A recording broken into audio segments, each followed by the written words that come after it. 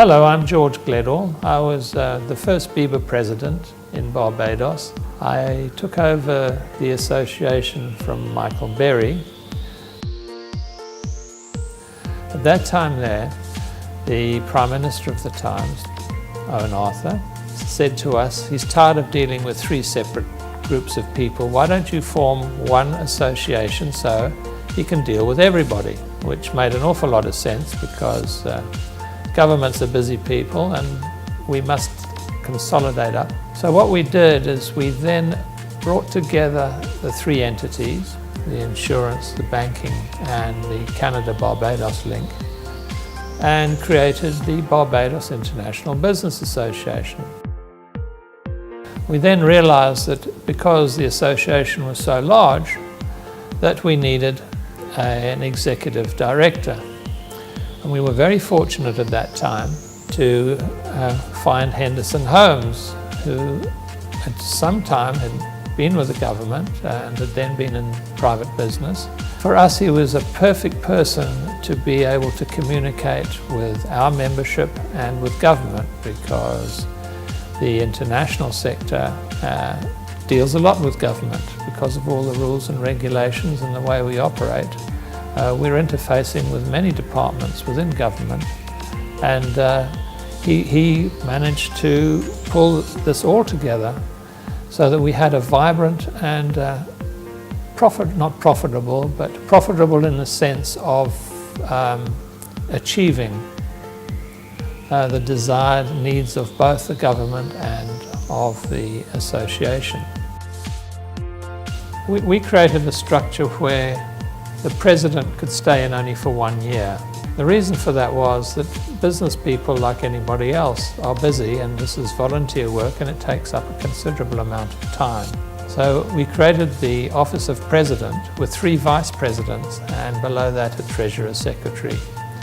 And the idea was that you moved through the different chairs. So you would go from secretary to third vice president to second to first, and then you become president for 1 year, and then you become the past president.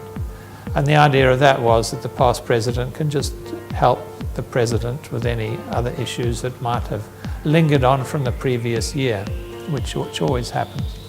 Unfortunately, it didn't quite work like that to start off with, because the presidents below me, they all had changed jobs during that time and had other commitments. And as a result, I ended up staying for 3 years. After that, we managed to get into our routine of presidents only being in for 1 year and moving on to that similar process.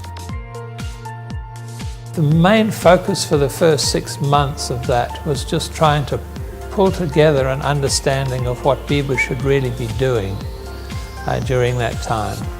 As it was a new society, we needed to focus on certain areas. We decided that our main focus had to be working with government. Government are the reason that we're here as an international sector, and working with government on legislation and regulations and dealing with customs and imports took up a considerable amount of time, and we had to establish a rapport with all the different departments within government so that we could interact with each other. For us, that was quite a big challenge, which over time we developed relationships, and I think it was for the benefit of both government and the international sector that we managed to move ahead on that. That took a lot of time and a lot of enthusiasm by the members. And at that time there, we created different committees to deal with legal issues, import issues, customs issues, educational issues, because our focus in the international sector was to employ Bayesian people.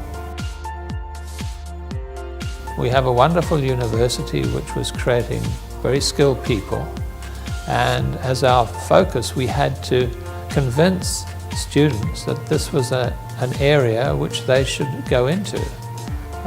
Fortunately, a lot of the work is accounting based or legal based, and we often used to put on seminars for students in their last years or so of their courses to encourage them to pursue international business as an activity and as a vocation. And we've been very successful in that. And if I take our company today, the entire company is staffed by Bajan people, or Caribbean people, I have to say. We have no work permits for anybody out of the region. And I think that's quite an achievement, and that is really what BIBA was intended to do as part of its function. I think one of the most interesting aspects of BIBA was the creation of the International Business Week, and it happened after my watch by a couple of years, and although it had been discussed, I think we were still busy on other activities because we used to support the BIDC and go on their missions when they went to shows such as the insurance shows and accounting organisations elsewhere in the world.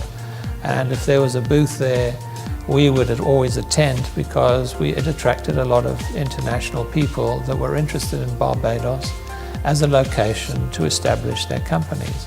And that was our real first focus, and it was very enthusiastically followed by the members of our organisation, and we would have quite large delegations going to these individual events, which usually lasted 2 or 3 days, and they were situated around North America and Canada.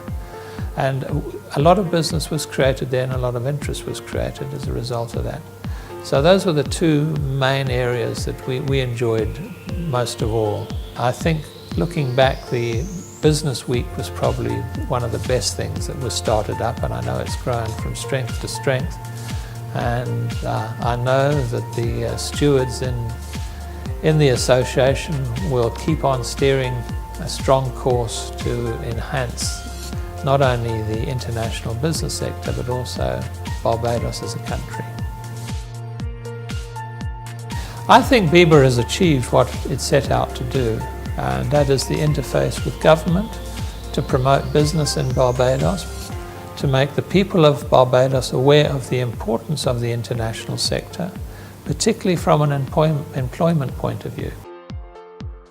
I think going forwards, there's a lot of difficulty, particularly throughout the world, on looking at jurisdictions which have low tax. And this is one area which the association has over the years always worked with government on to try and mitigate these pressures which are coming from elsewhere. And it's becoming stronger and stronger, and we have concerns in the future as to where this will eventually land up. So we're very concerned about that, and we try and work with government to put our case forwards to these countries to ensure that we did not land up on any blacklist, grey lists, or whatever list you like, because we're a low tax jurisdiction.